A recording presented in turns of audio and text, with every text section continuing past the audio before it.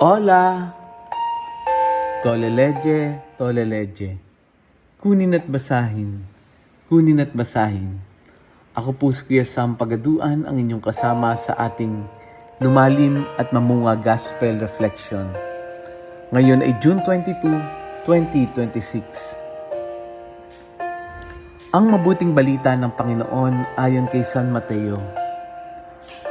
Noong panahong iyon, sinabi ni Jesus sa kanyang mga alagad, "Huwag ninyong hatulan ang inyong kapwa upang hindi kayo hatulan ng Diyos. Sapagkat hatulan kayo ng Diyos ayon sa hatol na inihatol ninyo sa iba. Ang panukat ninyo sa iba ay siya ring panukat sa inyo. Bakit mo nakikita ang puwing sa mata ng iyong kapatid, ngunit hindi mo pinapansin ang puwing mong gatahilan sa iyong mata? Paano mong masasabi sa iyong kapatid, halika't alisin natin ang puwing mo, gayong gatahilan ang nasa mata mo? Mapagpaimbabaw, alisin mo muna ang puwing na gatahilan at sagay makakakita kang mabuti at maalis mo ang puwing ng iyong kapatid." Ang mabuting balita ng Panginoon. Pinupuri ka namin, Panginoong Hesukristo. Happy Monday po sa inyong lahat. Huwag kang humatol upang hindi tayo hatulan.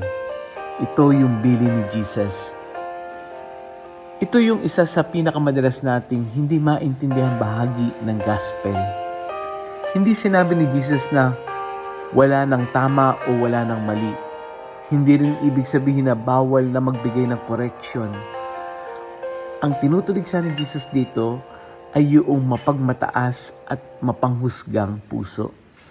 Kaya gumamit siya ng napakagandang larawan.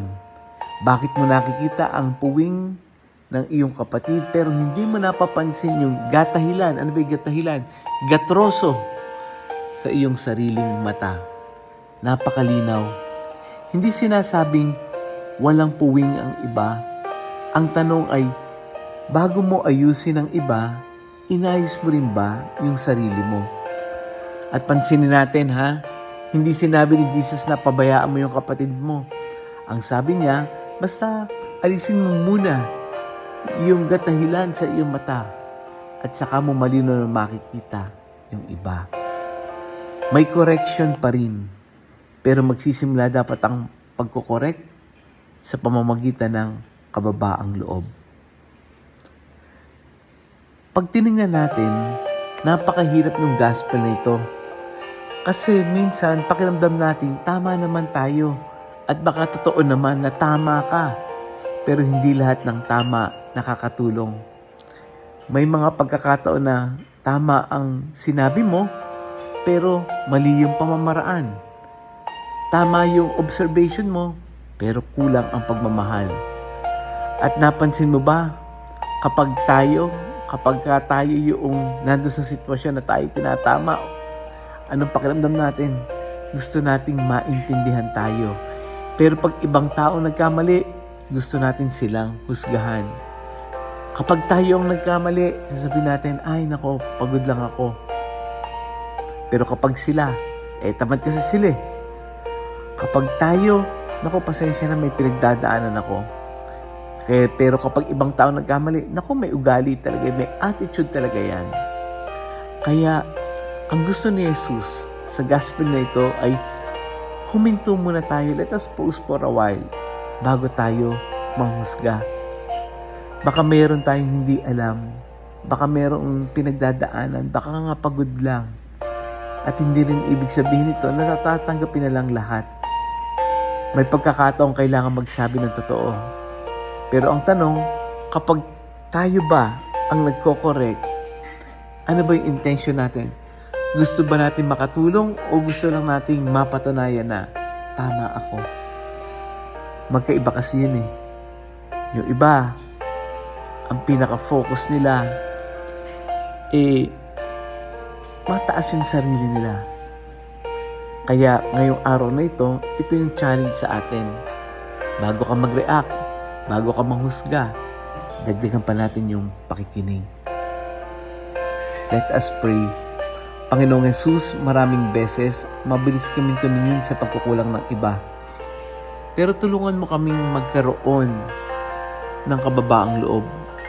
Buksan mo yung aming mga mata upang makita rin namin yung sarili naming kakulangan. Turuan mo kami magsalita ng katotohanan na may pagmamahal. At nawa, sa halip na maging mapanghusga kami, maging instrumento kami ng pag-unawa at paghilom. Amen. Friends, may kakilala ka bang mabigat ang puso dahil pakiramdam nila they were judged? O baka may taong kailangan makarinig ng gospel natin na hindi agad siya dapat manghusga? I-share natin yung audio gospel na ito. Share natin ito sa ating mga kaibigan, kakilala, kamag-anak, kapamilya, sa ating mga classmates, kasama sa trabaho. Baka ito yung gospel na magpapaalala na let us pause bago tayo manghusga. Muli, ako po si Kuya Sam Pagaduan, lagi nag-aanyaya. Halina, tayo ay lumalim at mamunga, lumalim sa pananampalataya at mamunga na mabubuting gawa. God bless us all.